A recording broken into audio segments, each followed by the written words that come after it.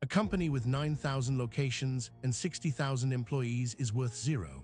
Not disrupted, not diminished, zero. And the company that replaced it was offered to them for $50 million, and they laughed. Here is what actually happened. In 1985, a man named David Cook opened the first Blockbuster Video in Dallas, Texas. The store stocked 8,000 VHS titles, 10 times the inventory of a typical mom-and-pop rental shop. The format was simple. Rent a movie, return it in 2 days, pay a late fee if you didn't. It worked immediately. By 1987, Cook sold the company to Wayne Huizenga for $18.5 million. Huizenga understood scale.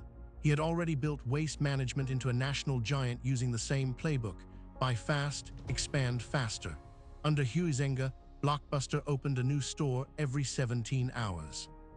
By 1992, there were over 2,800 locations across the United States. Revenue hit $1 billion that same year. The brand became cultural infrastructure. Friday night meant Blockbuster. Adults lined up to browse new releases, pay $3.99 per rental, and argue over who got the last copy of a new title. At its peak in 2004, Blockbuster operated 9,094 stores worldwide. It employed roughly 60,000 people. Annual revenue was $5.9 billion. The company controlled roughly 25% of the entire home video rental market in the United States. It was, by every measure, the undisputed king of home entertainment. But the kingdom had a structural flaw built into its foundation: late fees. In 2000, Blockbuster collected $800 million in late fees, roughly 16% of its total revenue. The business model was not just built on renting movies. It was built on punishing customers who forgot to return them. Customers noticed. And in 1997, two men in California noticed the same thing. Reed Hastings and Mark Randolph founded Netflix in Scotts Valley, California. The original model was simple: DVDs by mail, no late fees. For a flat monthly subscription, customers could rent as many discs as they wanted. The pitch was direct: everything Blockbuster offered minus the fee that made people hate it. By 2000, Netflix had 300,000 subscribers. The company was losing money, so Hastings flew to Dallas and walked into Blockbuster's headquarters. He offered to sell Netflix to Blockbuster for $50 million. Blockbuster's executives laughed him out of the room. The offer was declined. No counter, no negotiation, no interest. This was not the last mistake. It was the first. In 1994, Viacom had acquired Blockbuster for $8.4 billion. The deal was meant to give Viacom a cash engine to fund its other media ambitions. Instead, Blockbuster was loaded with debt and used as an ATM. By the time Viacom spun Blockbuster off in 2004, the company carried $1.3 billion in long-term debt. It was handed its independence with a millstone already tied around its neck. In 2004, Blockbuster hired a new CEO, John Antioco. Antioco understood the threat. He launched a plan called Total Access, an online subscription service that directly competed with Netflix. For $17.99 a month, subscribers could rent online and return discs to physical stores. It was a genuine competitive weapon, combining the digital model with the physical footprint Netflix didn't have. He also eliminated late fees entirely.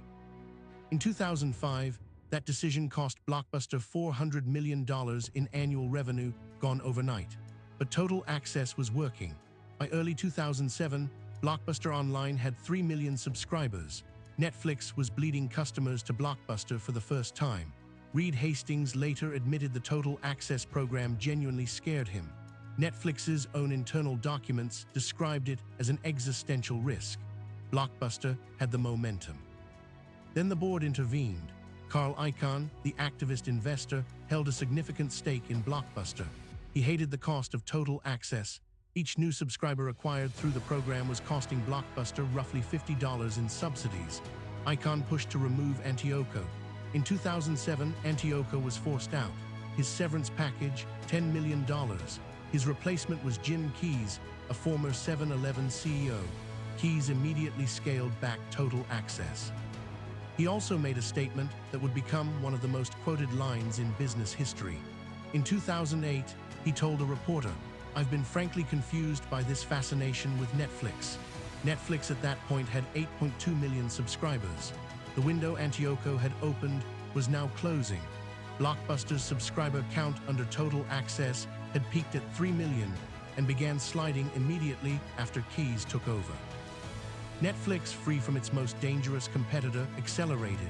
In 2007, Netflix launched its streaming service. It wasn't perfect at first. The library was limited, the technology was early, but it was instant. No store, no disc, no late fee. Blockbuster had no meaningful streaming product until 2010. By then, Netflix had 20 million subscribers. The collapse came quickly after that. In 2007, Blockbuster reported a net loss of $85 million. In 2008, that number grew to $374 million. In 2009, it hit $558 million. Store closures began accelerating. In 2008, Blockbuster closed 500 stores. In 2009, another 640 stores followed. Each closure meant more employees out of work, more leases abandoned, more debt accelerating. The company's stock, which had traded above $30 in 1999, fell below $1 in 2009. Blockbuster attempted one last pivot. In 2009, the company launched Blockbuster Express DVD kiosks placed in grocery stores and gas stations. The kiosk market was already dominated by Redbox, which had launched in 2002. Blockbuster was entering a market it had ignored for 7 years. In April 2010, Blockbuster missed a $42 million interest payment. Creditors moved in. On September 23, 2010, Blockbuster filed for Chapter 11 bankruptcy. The filing listed $930 million in assets and $1.47 billion in liabilities. At the time of filing, the company that once operated 9,094 stores had fewer than 3,000 remaining. The stock was delisted. The empire was over. In April 2011, Dish Network purchased Blockbuster's remaining assets for $320 million. Dish had plans to use the brand for a streaming service. Those plans went nowhere. Dish closed the remaining stores in waves. By 2013, all corporate-owned locations were shut. One franchise store in Bend, Oregon refused to close. It still operates today, the last Blockbuster on Earth. It has become a tourist destination.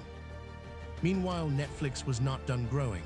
In 2011, the year Blockbuster was sold for parts, Netflix had 23.5 million subscribers. By 2020, that number was 203 million. By 2023, it was 260 million. Netflix's market capitalization reached $300 billion. The company that Blockbuster could have bought for $50 million became worth 6,000 times that.